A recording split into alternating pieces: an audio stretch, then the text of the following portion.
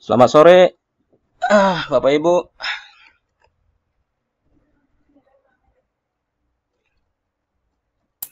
Bagi Sore, Pak. sore, Pak Teddy. Kita mulai saja eh, tutorial hukum gratis sore ini.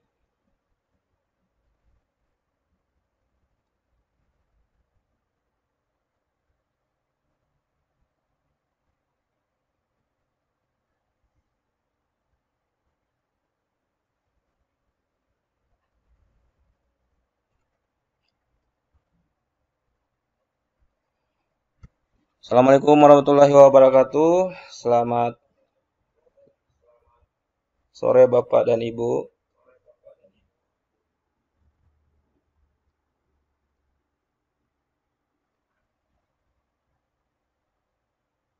Sebentar.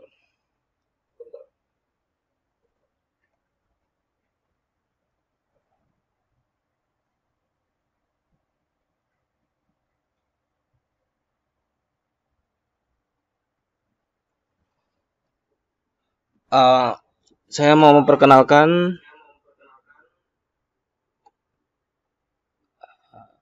Mas Mino.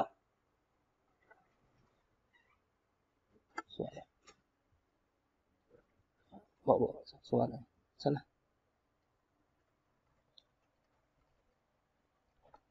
Mohon maaf. Bapak Ibu, saya mau memperkenalkan tutorial hukum gratis. Ini adalah sebuah wadah kita untuk berbagi mengenai ilmu hukum yang kami lakukan dalam jangka waktu eh, satu kali seminggu, yaitu hari Sabtu dan hari Minggu setiap jam 3 sore.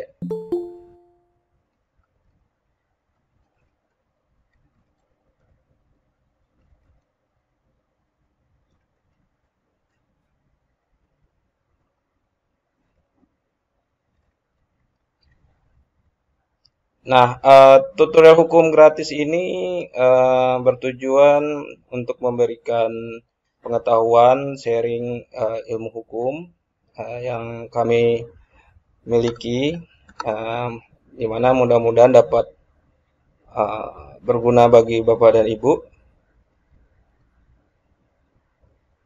Dan harapan kami adalah Bapak Ibu dengan mengikuti tutorial hukum gratis ini memiliki ilmu dan pemahaman yang lebih baik daripada orang awam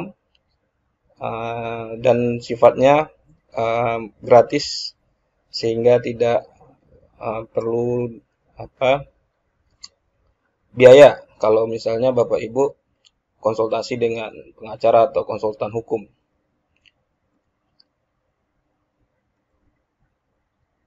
Baiklah, untuk hari ini kita memulai untuk tutorial pertama mengenai bagaimana mengetahui PHK itu legal atau ilegal.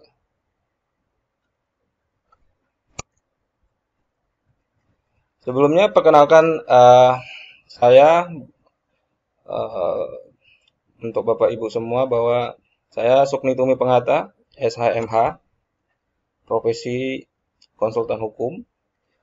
Uh, saya memiliki lisensi sebagai advokat dari Perhimpunan Advokat Indonesia, PRADI, dan juga punya lisensi mediator pengadilan non-hakim dari Mahkamah Agung Republik Indonesia. Saat ini saya berkantor di SHM Partnership di Menara Raja Wali, Mega Kuningan, Jakarta Selatan. Baiklah. Nah, ini adalah studi kasus yang mana kita akan pakai untuk memudahkan Bapak Ibu untuk memahami materi tutorial mengenai PHK ini. Nah, jadi Ani adalah karyawan perusahaan IT Ani sudah bekerja selama 10 tahun. Di suatu pagi, Ani mendapat email dari HRD perusahaan yang berisi pemberitahuan bahwanya mulai besok Ani tidak lagi bekerja di perusahaan. Dan Ani harus membereskan barang-barang pribadinya di kantor sesegera mungkin. Pertanyaannya adalah, apakah PHK Ani itu legal atau ilegal? Bentar.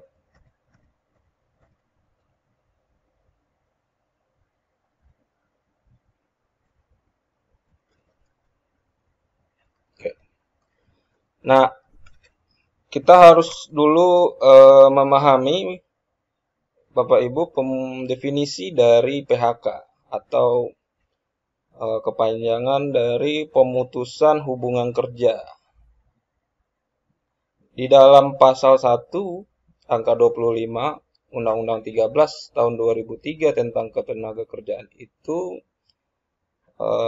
PHK didefinisikan adalah pengakhiran hubungan kerja karena suatu hal tertentu yang mengakibatkan berakhirnya hak dan kewajiban antara pekerja dan perusahaan atau majikan. Nah, dari definisi ini kita bisa memahami bahwa adanya pengakhiran, artinya sudah berakhir. Nah, apa yang berakhir? Itu hubungan kerja antara pekerja dan perusahaan. Nah, jadi kita harus bisa memahami bahwa apapun yang disebut dengan pengakhiran hubungan kerja, nah itulah PHK. Nah,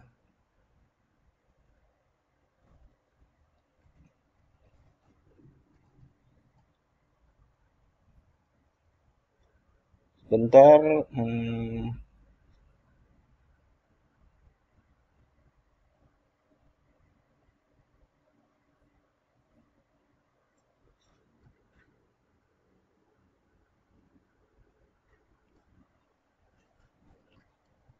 Bapak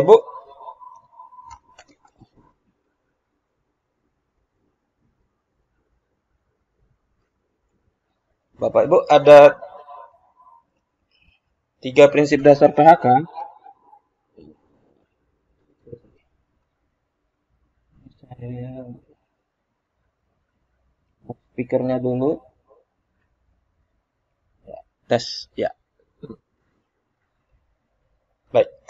Jadi ada 3 prinsip dasar PHK yang harus kita pahamin.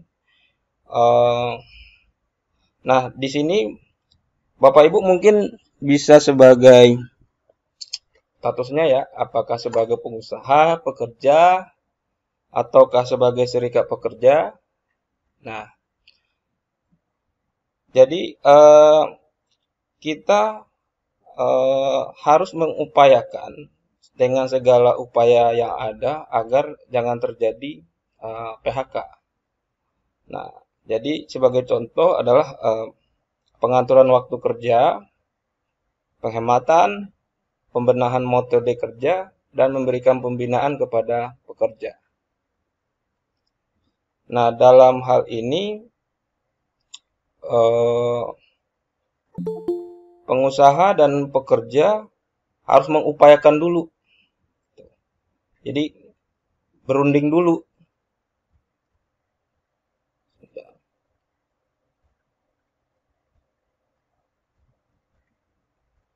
Harus berunding dulu bagaimana supaya PHK ini nggak terjadi.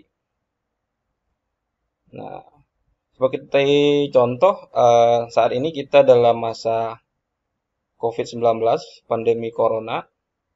Nah, baik Bapak Ibu mewakili pengusaha maupun Bapak Ibu sebagai pekerja, atau mungkin juga Bapak Ibu adalah serikat pekerja, diupayakan agar bisa dengan lawannya, ya, dengan counterpartnya, terjadi hal-hal yang bisa diusahakan agar tidak terjadi PHK. Nah, di mana dalam prinsip kedua, jika gagal, PHK itu wajib diperundingkan oleh pengusaha dengan serikat pekerja. Jadi kalau dalam perusahaan itu ada serikat pekerja, nah PHK itu dirundingkan terlebih dahulu dengan pengusaha dan serikat pekerja. Namun jika pekerja tidak memiliki serikat pekerja di perusahaan, maka bisa langsung antara pengusaha dengan pekerja itu sendiri. Kemudian prinsip yang terakhir, yang ketiga, jika perundingan gagal, yang prinsip kedua tadi, pengusaha hanya dapat memutuskan hubungan kerja dengan pekerja setelah memperoleh penetapan dari Lembaga Penyelesaian Perselisihan Hubungan Industrial. Nah, jadi PHK itu sebenarnya baru bisa terjadi jika pengusaha telah memperoleh penetapan dari Pengadilan Hubungan Industrial. Nah, definisi Lembaga Penyelesaian Perselisihan Hubungan Industrial adalah Pengadilan Hubungan Industrial. Ada yang berpendapat bahwa itu adalah Dinas Tenaga Kerja setempat. Nah, itu pendapat yang salah.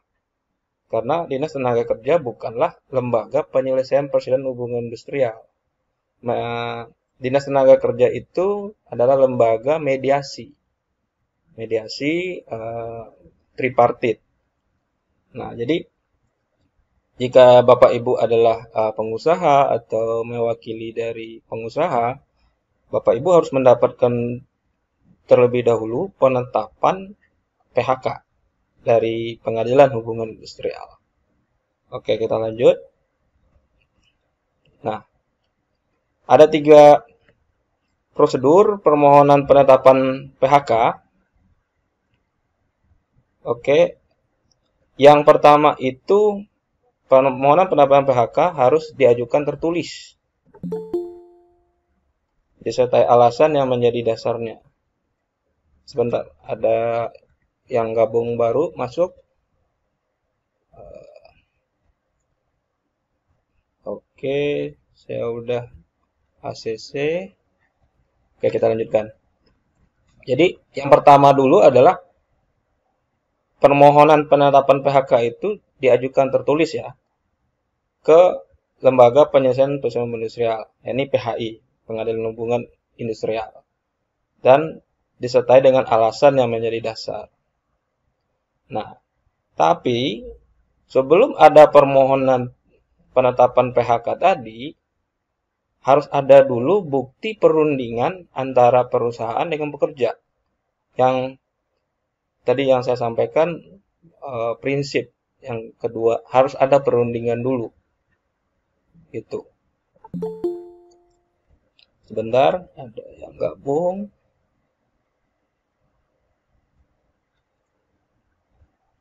Oke, kita lanjutkan. Nah, kalau Bapak Ibu dalam hal ini adalah pengusaha atau mewakili pengusaha, tidak ada perundingan atau bukti perundingan antara perusahaan dengan pekerja sebelumnya, maka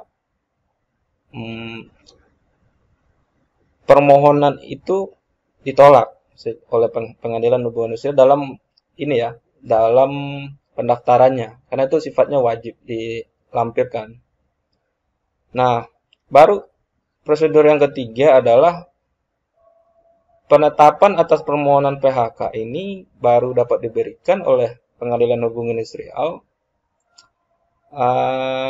jika perundingan itu sudah tidak menghasilkan kesepakatan.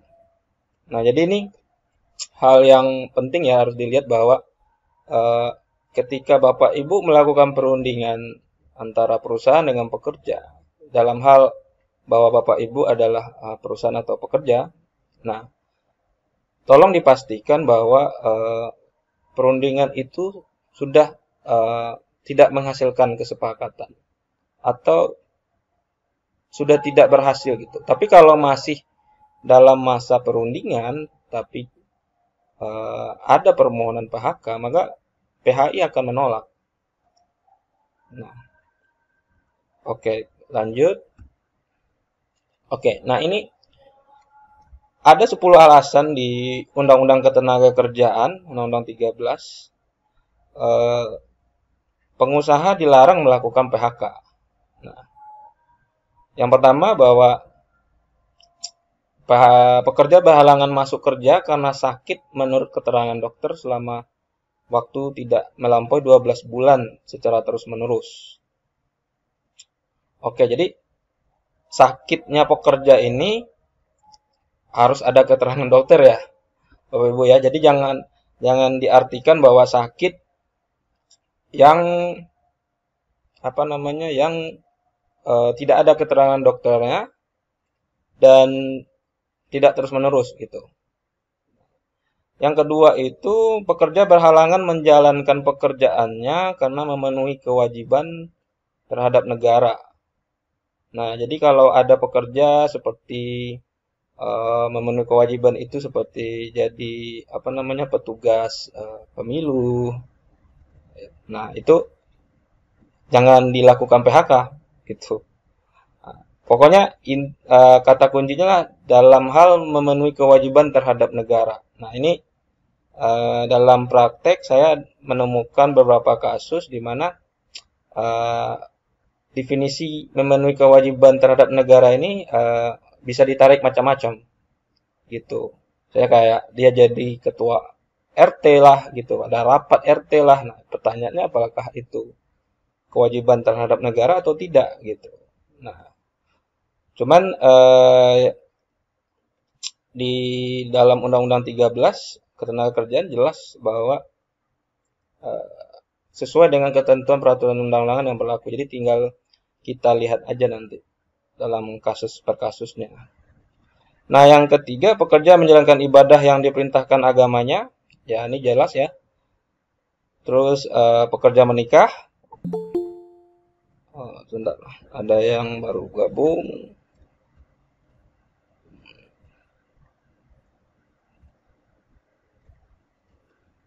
Oke, kita lanjutkan. Pekerja yang menikah. Yang kelima, pekerja yang hamil, melahirkan, gugur kandungan, atau menyusui bayinya. Ini jelas ya. Nah, yang keenam, pekerja yang punya pertalian daerah atau ikatan perkawinan dan pekerja lainnya dalam satu perusahaan.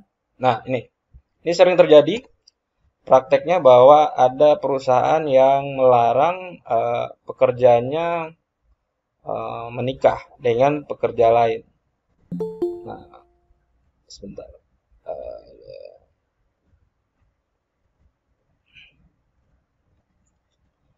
Nah, tapi itu bisa diizinkan ya Bapak Ibu ya. Karena ada pengecualiannya. Pengecualian diatur dalam perjanjian kerja, peraturan perusahaan, atau perjanjian kerja bersama. Nah, jadi kalau diatur, oke, boleh. Nah, maka Bapak Ibu bisa cek dan perhatikan bagaimana isi perjanjian kerjanya, peraturan perusahaan, atau perjanjian kerja bersamanya. Oke, yang ketujuh ini pekerja mendirikan menjadi anggota atau pengurus serikat pekerja,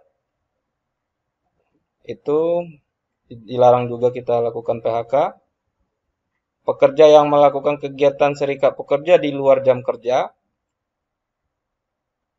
atau di dalam jam kerja atas kesepakatan pengusaha. Nah, ini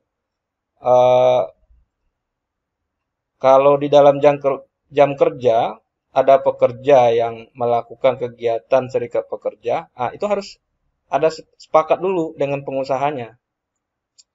Jadi bagi Bapak Ibu yang menjadi HRD atau jadi pengusaha harus dibilang sama pekerjanya bahwa jika Anda akan melakukan kegiatan serikat pekerja di dalam jam kerja harus disepakatin dulu gitu. Nah, ini ada beberapa juga praktek kasus yang saya temukan bahwa kadang-kadang serikat pekerja menganggap bahwa mereka boleh-boleh aja gitu di dalam jam kerja itu melakukan kegiatan serikat pekerjanya. Nah, untuk memudahkan itu, nah ini juga ada berdasarkan ketentuan yang diatur dalam perjanjian kerja, peraturan perusahaan atau perjanjian kerja bersama. Nah, jadi Bapak Ibu juga harus lihat juga, nah, apakah ini sudah diatur atau belum.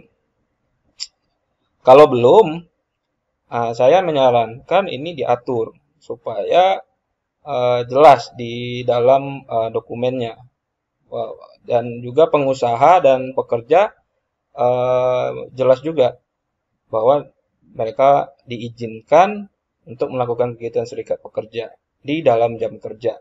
Ya diatur aja dari jam, misalnya jam 9 sampai jam 10 pagi dan atau gimana baiknya gitu. Itu terserah kesepakatan antara apa namanya pengusaha dengan pekerja ya. Yang kedelapan ini pekerja yang mengadukan pengusaha kepada yang berwajib mengenai perbuatan pengusaha yang melakukan tindak pidana kejahatan. Nah, contohnya pekerja mengetahui bahwa pengusaha itu menjual belikan ini ya barang-barang hasil kejahatan. Sebentar, ada yang join lagi. Oke. Misalnya menjual barang-barang yang diselundupkan atau ternyata dia bawa barang-barang narkoba gitu. Dan diadukanlah itu oleh pekerja ke polisi gitu. Dan di PHK, nah itu dilarang gitu. Nah, oke. 9, karena perbedaan paham, agama, aliran politik, suku, warna kulit, golongan, jenis kelamin, kondisi fisik, atau status perkawinan. Ini juga nggak boleh nih dilakukan PHK. Nah, yang jelas nih waktu ada pemilu, pilkada, pilpres, ada beberapa kasus yang di PHK pekerjanya karena berbeda ini ya politik ya. Dan itu sebenarnya dilarang itu. Oke.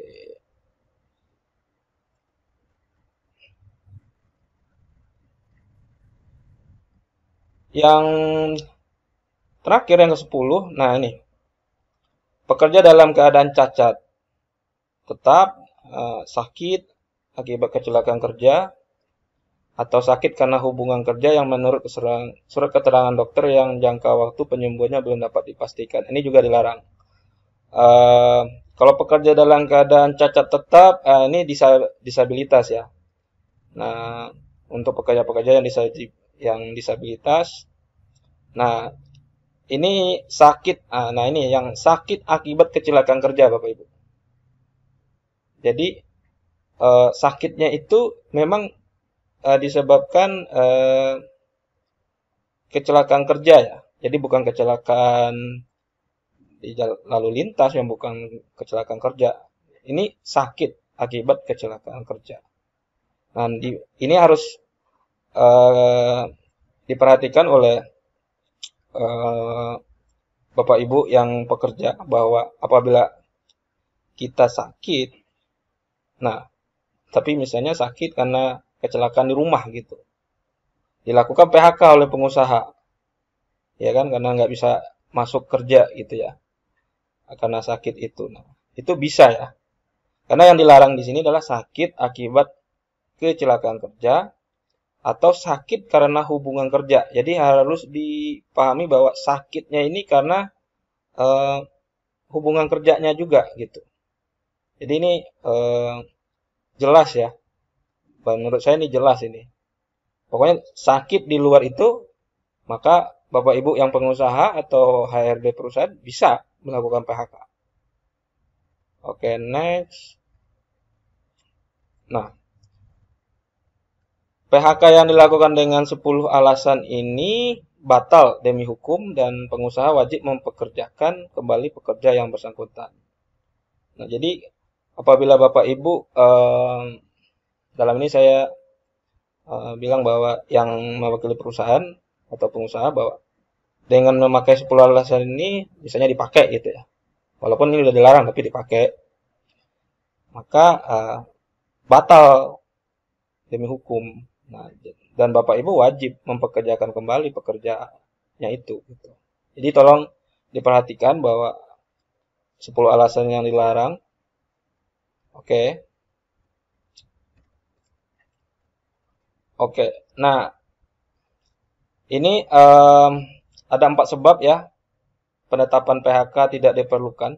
Tadi yang saya jelaskan di slide awal bahwa untuk PHK itu perlu penetapan PHK dari Pengadilan Hubungan Industrial. Tapi ada 4 sebab kenapa penetapan PHK itu tidak diperlukan.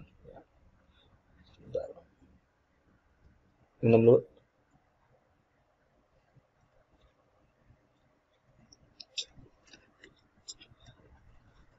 Oke, yang pertama itu pekerja masih dalam percobaan kerja. Oke, bila mana telah dipersyaratkan secara tertulis sebelumnya. Sebentar, ada yang gabung.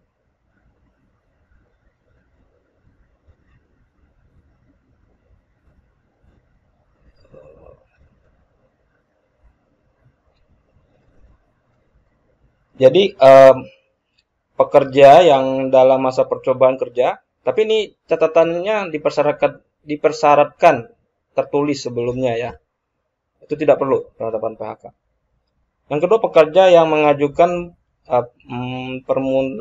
permintaan pengunduran diri secara tertulis atas kemauan sendiri tanpa indikasi adanya tekanan dari pengusaha. Nah, jadi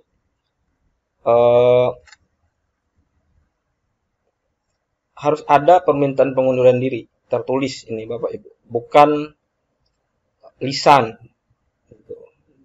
Nah, jadi harus dipastikan kalau misalnya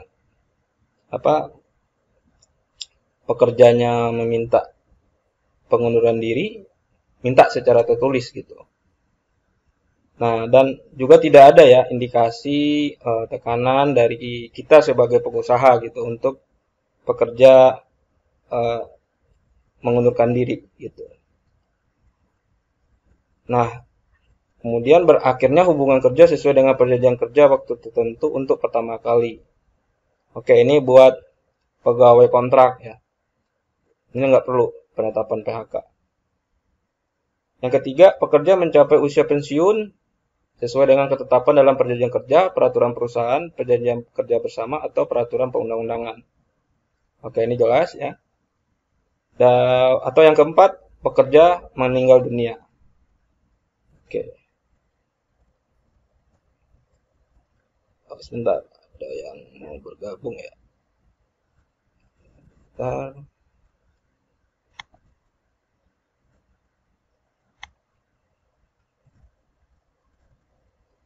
Oke. Nah, PHK yang batal demi hukum. Nah, yang ini ada 3 jenis ya. Yang pertama tuh PHK tanpa penetapan. PHK itu batal demi hukum. Oke, jelas ya. Terus selama putusan PHI belum ditetapkan, Lembaga Penyelesaian Perselisihan Hubungan Industrial ini adalah PHI ya. Nah, pengusaha maupun pekerja harus tetap melaksanakan segala kewajiban. Jadi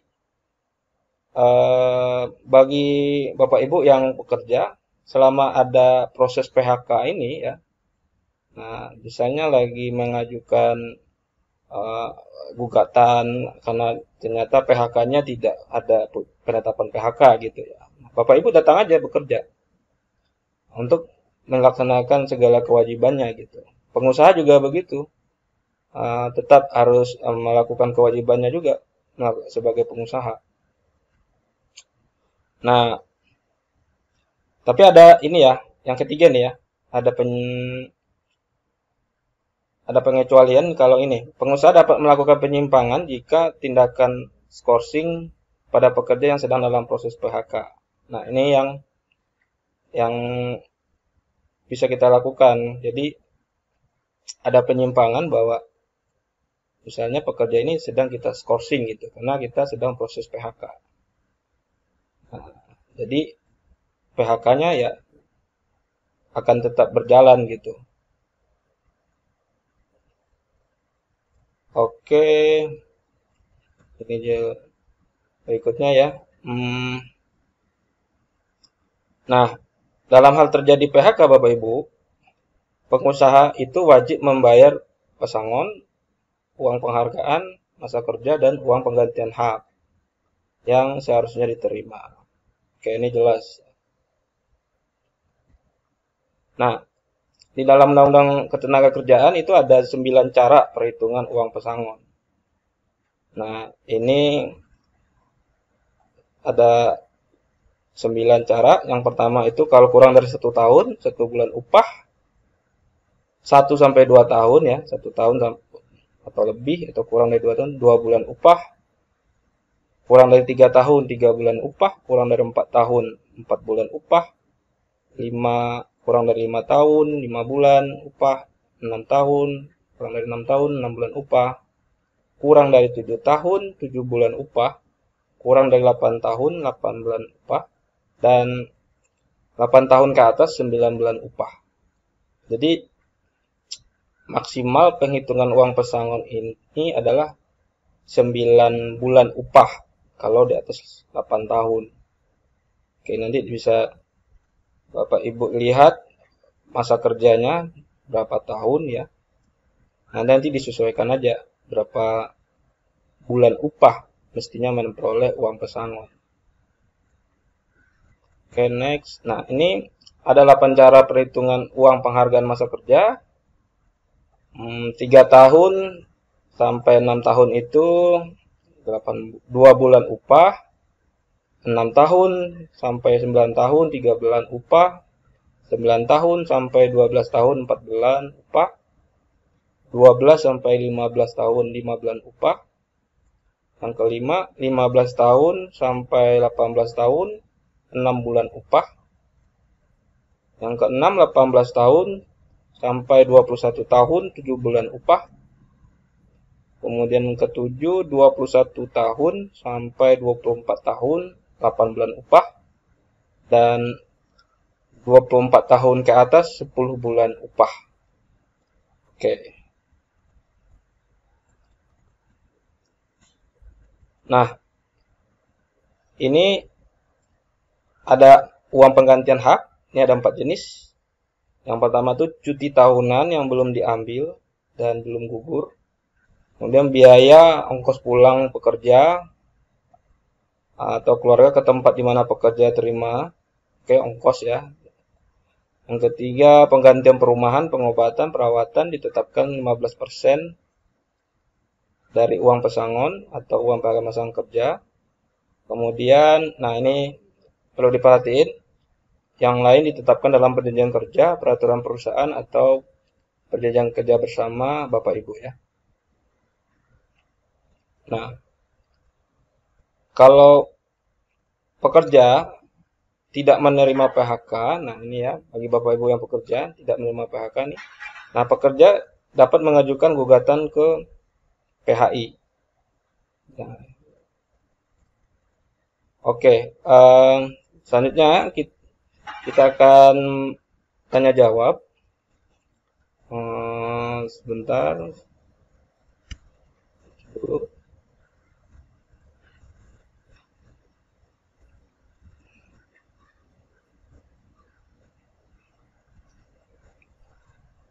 Oke, Bapak Ibu, silakan kalau ada yang mau bertanya, silakan dihidupkan mic-nya sama videonya, silakan.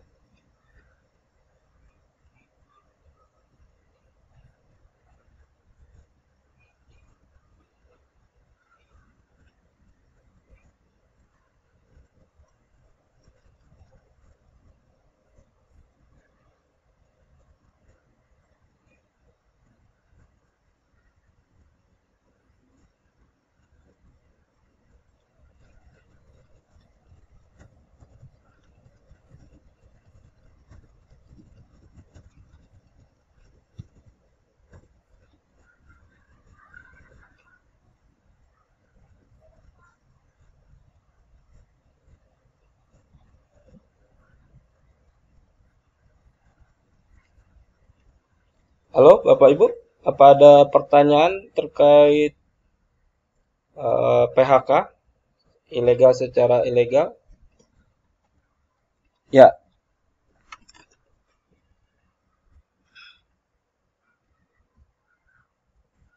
mungkin sembari menunggu bagi Bapak Ibu yang mengajukan pertanyaan. Oke, ada Bapak atau Ibu Novi ya.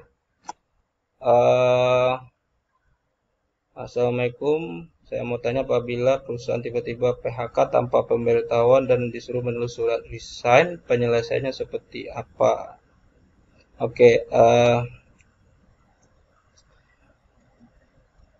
nah, yang pertama harus kita pahami dulu bahwa PHK itu baru bisa terjadi karena ada penetapan PHK, Ibu atau Bapak Novi ya. Mungkin Novi, maaf nih saya takutnya salah salah nyebut Bapak atau Ibu ya. Ibu Novi kali ya. Oke. Jadi eh,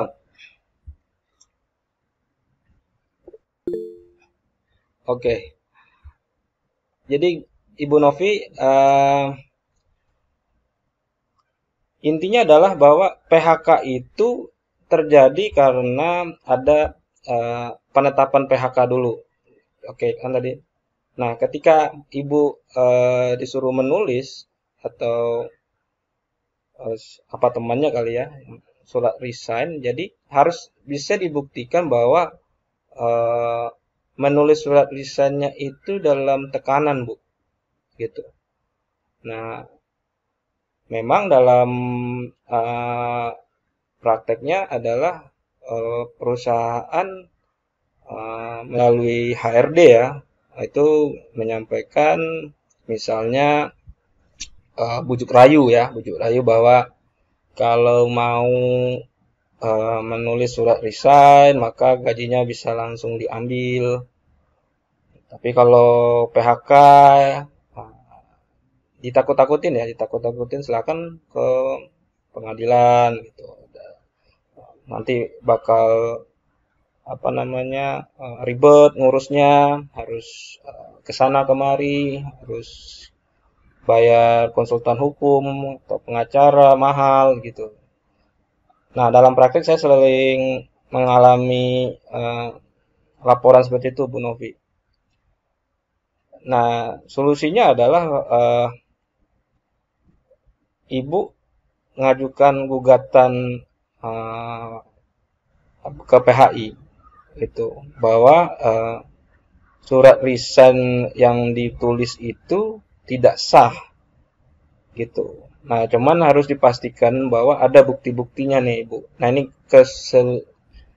kesulitan dalam praktek ya bahwa ya dia kan udah ditulis surat resign gitu.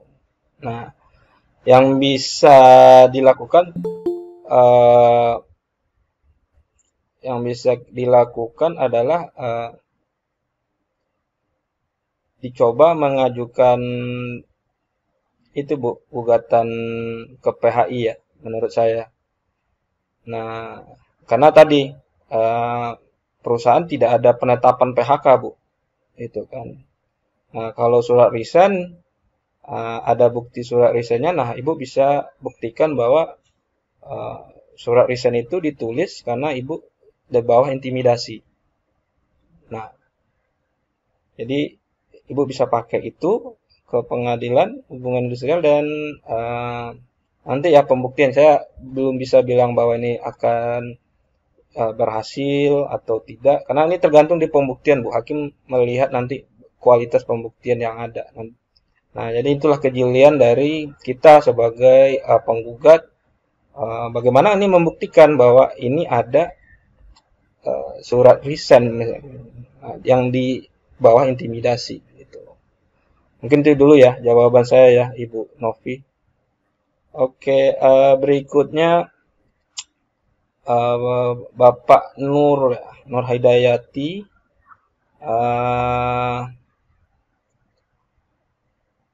Pertanyaannya Bagaimana kalau perusahaan tidak mau membayar uang pesangon atau dibayar tapi tidak sesuai dengan perhitungan? Oke. Oke, sebelumnya Bapak Ibu kalau mau mau bertanya bisa di unmute video sama audionya, silahkan juga boleh atau kalau di chat juga silahkan boleh. Oke, saya coba jawab ya yang pertanyaan dari Pak Nur. Nah, kalau tidak mau membayar uang pesangon, Pak, ya kita harus ajukan upaya gugatan ke Pengadilan Hubungan Industrial. Nah, di dalam mengajukan hubungan industrial ini kita harus mengikuti penyelesaian hubungan industrial dengan tingkatan bipartit, tripartit, baru ke pengadilan. Jadi ini harus diperhatikan ya, Pak ya. Jadi jangan langsung Bapak membuat gugatan PHK, PHI-nya ya, untuk menuntut uang pesangon tanpa ada bukti sudah melakukan upaya bipartit dan tripartit. Oke, ini saya jelaskan. Bipartit itu upaya antara pengusaha dengan pekerja. Nah, dalam prakteknya Bapak sebagai pekerja mengirim surat kepada perusahaan tertulis meminta untuk melakukan perundingan bipartit. Nah, biasanya sih nggak dibalas ya. Tapi kalau dibalas itu ada perundingan bipartit, ada nanti risalah perundingan bipartit. Nah, tapi kalau tidak dibalas, nah Bapak jangan lupa untuk menyimpan bukti pengiriman surat itu, apa melalui pos atau dikirim langsung harus ada tanda terima. Nah, ketika itu sudah ada dan gagal bipartitnya, nah baru lanjut ke tripartit. Nah, tripartit ini ke Dinas Tenaga Kerja setempat, Pak, di mana Bapak bekerja. Jadi kalau Bapak bekerja di Jakarta Selatan, ya Dinas Tenaga Kerja Jakarta Selatan. Kalau di Depok, ya Dinas Tenaga di Depok. Jadi ini jangan sampai salah juga, Pak. Gitu. Misalnya perusahaannya di kantornya itu di Jakarta Pusat, gitu ya. Tapi bekerja di Bandung. Nah, dia ngajukan ke Dinas Tenaga Kerja di Jakarta Pusat. Nah, itu salah itu. Dia harus ngajuin di Bandung. Jadi di mana tempat bekerja. Oke. Nah, habis itu nanti akan dipanggil oleh Dinas Tenaga Kerja. Bagaimana nanti solusinya, nanti akan dimediasi oleh mediator di Dinas Tenaga Kerja. Nah, nanti akan disampaikan alternatif penyelesaian. Nah, ingat Pak, Bapak Ibu bahwa di mediasi di Dinas Tenaga Kerja di tripartit ini sifatnya tidak mengikat itu, Bapak Ibu. Jadi ketika ada tercapai kesepakatan itu ya. Nah, ini saya sarankan risalah perundingan mediasinya langsung Bapak Ibu daftarkan ke PHI bahwa sudah berhasil dilakukan perundingan tripartit. Nah, itu saya kasih triknya gitu. Karena kalau tidak perundingan itu ya tidak mengikat jadinya gitu. Jadi ketika kita nanti misalnya saya sebagai pengacaranya pekerja misalnya contoh. Nah, sudah ada sama perusahaan ketemu titik temu, oke di bipartit. Nah, tapi kita nggak daftarkan. Nah, ketika kita mau tanya lagi ke perusahaan kenapa nggak melakukan pembayaran sesuai perundingan, nah perusahaannya bilang ya nanti lagi lah gitu atau buying time gitu. Atau sebaliknya dari saya sebagai konsultan hukumnya perusahaan juga sama itu. Jadi kalau ada perundingan bipartit ya kita akan daftarkan ke PHI. Jadi mengikat langsung gitu Bapak Ibu. dan bisa langsung dilakukan pemaksaan secara eksekusi kalau diingkari ya oleh siapapun yang mengingkari, mau perusahaan atau pekerja ya. Oke, itu Pak Nur. Oke, lanjutnya. Halo Bu Citra Sondari ya, ikutan. Selamat sore. Selamat sore Ibu. Eh, terima kasih sudah bergabung. Oke, Ibu Novi, terima kasih Pak. Ya, sama-sama Ibu Novi. Oke, lanjutnya adalah Pak Teddy Mulyono ya. Oke, selamat sore Pak Teddy. Izin tanya Pak, kalau tidak mau mem-PHK.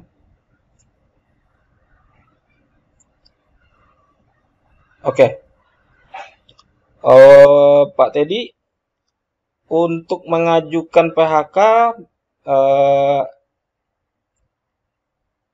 karyawan bisa mengajukan permohonan atau gugatan ya Pak. Kalau di PH itu kita bilangnya gugatan PHK karena dari karyawan.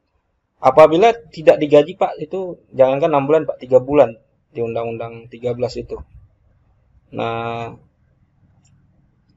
jadi kalau mengenai maksud bahwa untuk klaim saldo BPJS itu efek dari setelah selesainya hubungan kerja ya Pak, gitu.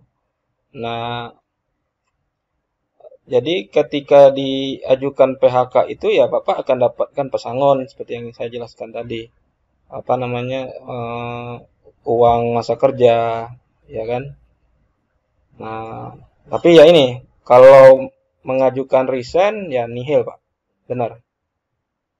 Nah, kalau masa kerja karyawan di stop, nah ini prakteknya tergantung dalam perjanjian kerjanya bagaimana diatur, peraturan perusahaan dan perjanjian kerja bersama.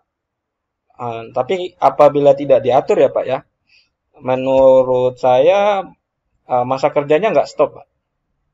Nah, kecuali diatur gitu. Kalau karyawan mengajukan resign, maka masa kerja dianggap nihil misalnya. Nah, tapi kalau nggak ada, kita ajukan ke PHI dan PHI memutus bahwa ini adalah PHK, nah, maka perusahaan wajib Pak untuk membayar pesangon dan masa kerja. Nah, oh ya, Bapak Ibu perlu perlu pahami bagi yang Bapak Ibu adalah karyawan ya, uh, dalam uh, yang saya alami ya dalam praktek keseharian bahwa memang kadangkala tawaran PHK itu dalam bentuk resign.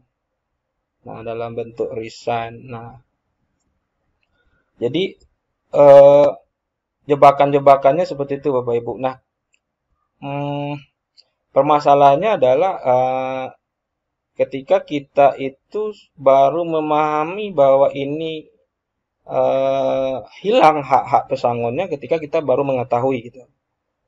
Misalnya Bapak Ibu baru tahu bahwa dengan adanya webinar dari tutorial hukum gratis ini Bapak tahu oh ternyata PHK itu harus ada penetapan PHK kalau mau sah gitu. Ternyata kalau tadi yang tadi saya sampaikan dalam studi kasusnya si Ani tadi ya itu nggak sah gitu.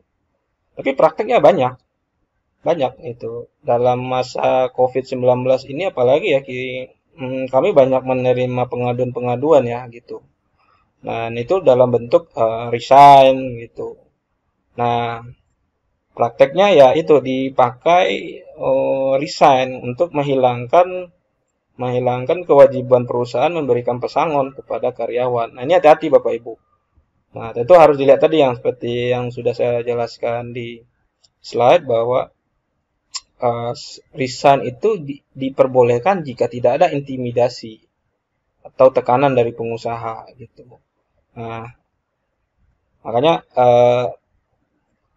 misalnya di intimidasi ya yang gampang membuktikan itu misalnya adanya pemaksaan secara fisik gitu.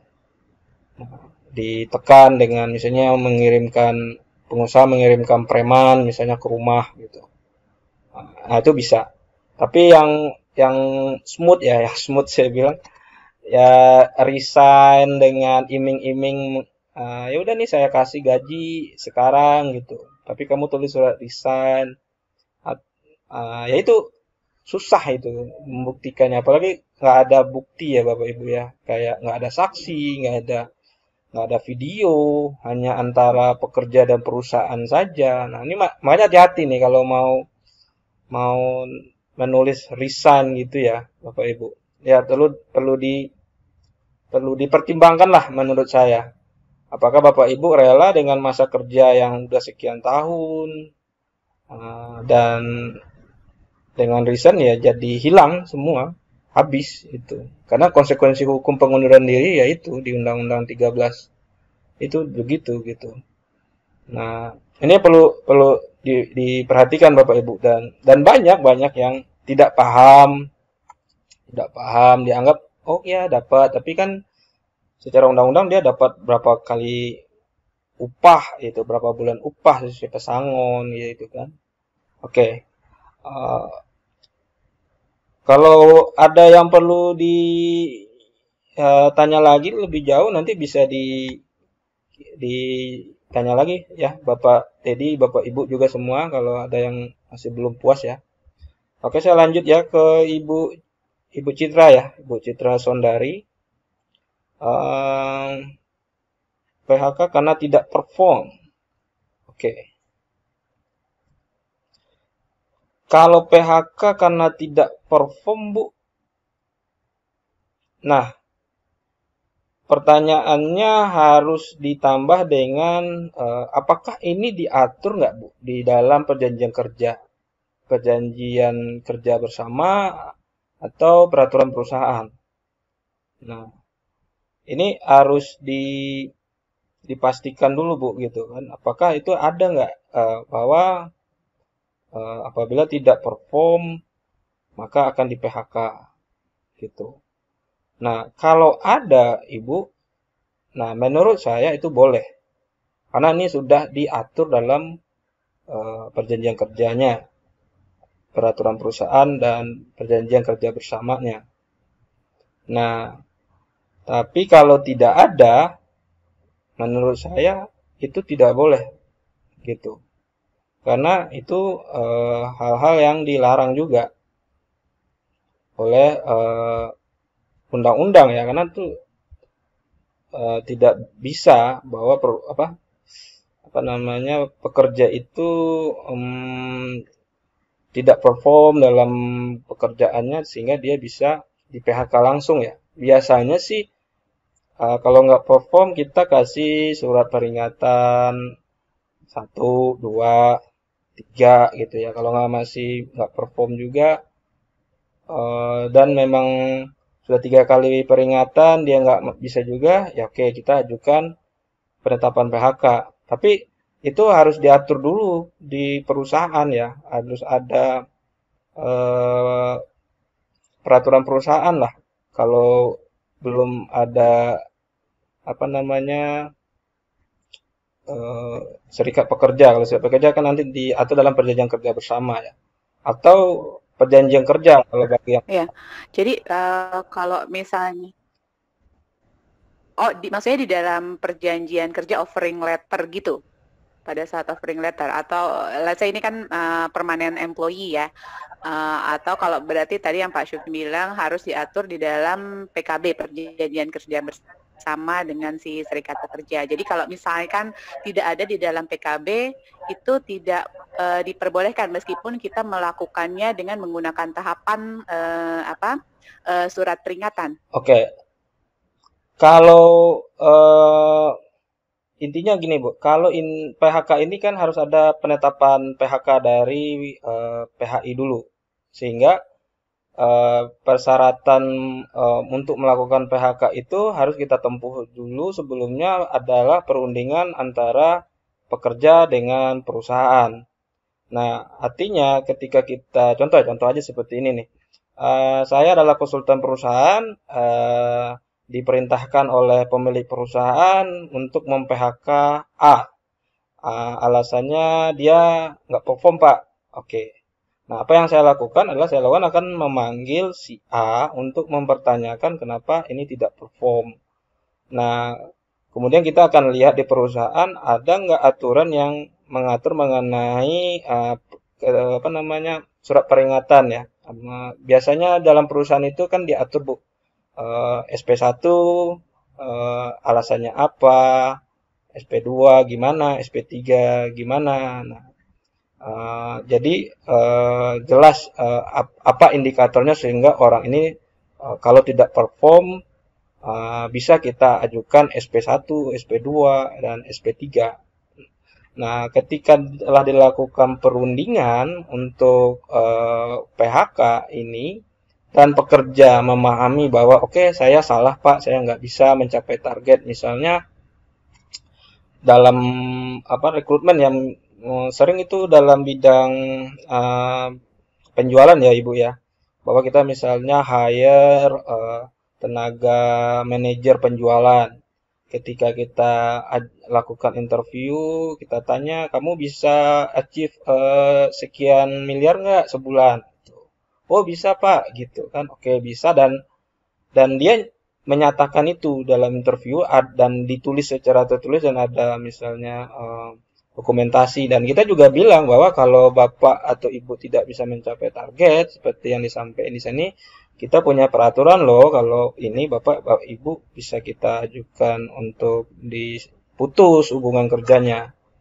Nah, itu bisa dijadiin bukti tuh Bu, bahwa ini oke, karena kita misalnya ya kita industrinya jasanya misalnya jasa bidang penjualan ya pasti kita lihat dari performan penjualan dong gitu ya. Nah, kalau performanya nggak sesuai target ya menurut saya bisa. Nah, kalau prosedurnya ya seperti tadi Bu, bahwa harus ada penetapan PHK dulu. Kalau mau mengajukan PHK, nah ini yang harus bisa dibuktikan ke pengadilan hubungan industrial Bu, bahwa syarat-syarat permohonan penetapan PHK untuk si A ini karena dia nggak perform bisa dipenuhi dan diputus oleh hakim gitu. Jadi dalam beberapa kasus saya juga bantu bahwa ya itu sudah diatur gitu, dan kan bisnisnya memang bergerak di bidang penjualan gitu. Ya kan tadi yang seperti saya contohkan tadi misalnya penjualan mobil seperti itu Bu. Nah, jadi tidak ada masalah sih Bu ya kalau memang itu tidak perform gitu. Cuman yang menjadi masalah adalah ketika itu tidak diatur, tapi tiba-tiba pemilik perusahaan tiba-tiba ngomong, wah ini orang nggak perform, di PHK aja dia Pak Tumi gitu. Nah itu yang menjadi permasalahan. Bisa aja kalau secara praktisnya sih kita ajukan aja PHK, tapi itu PHK-nya PHK sepihak Bu. Dan kalau pekerja mengajukan gugatan PHI ya kita lemah secara hukum ya, bahwa tidak ada alasan, tidak memenuhi prosedur PHK, dan ya tadi sesuai tema topik tutorial yang kita sore ini ya mengenai apakah ini sah atau tidak sah ya, jawabannya PHK-nya itu tidak sah. Ada lagi Bu Citra? Sudah cukup Pak. Terima kasih. Sama-sama. Ada lagi Bapak Ibu yang mau bertanya mengenai PHK-nya legal atau ilegal, sah atau tidak sah? Karena ini cukup sangat tricky ya Bapak Ibu. Apalagi sekarang banyak ya masalah-masalah PHK dengan alasan COVID-19, dan apakah itu juga termasuk bisa jadi alasan PHK? Kalau menurut saya sih tidak, belum masuk karena itu tidak diatur di Undang-Undang Ketenagakerjaan sebagai sebab-sebab orang yang bisa di PHK. Nah, bisa juga PHK-nya melalui WhatsApp Pak gitu kan, atau melalui ya tadi ya telepon aja gitu kan. Nah, makanya yang perlu diperhatikan prinsip dasarnya Bapak Ibu bahwa apakah PHK-nya adalah sah atau tidak sah, apakah sudah ada perundingan dulu. Oke, kalau sudah ada perundingan, Berarti selanjutnya pengusaha mengajukan penetapan ke PHI.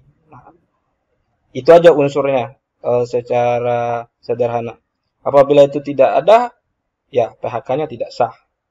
Kalau PHK-nya tidak sah, Bapak Ibu pekerja dapat mengajukan gugatan PHI ke kantor pengadilan PHI sesuai domisilinya ya.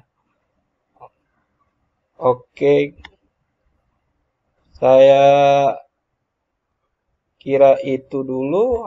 Kalau memang belum ada yang mau bertanya atau sudah cukup, kita cukupkan dulu Bapak Ibu.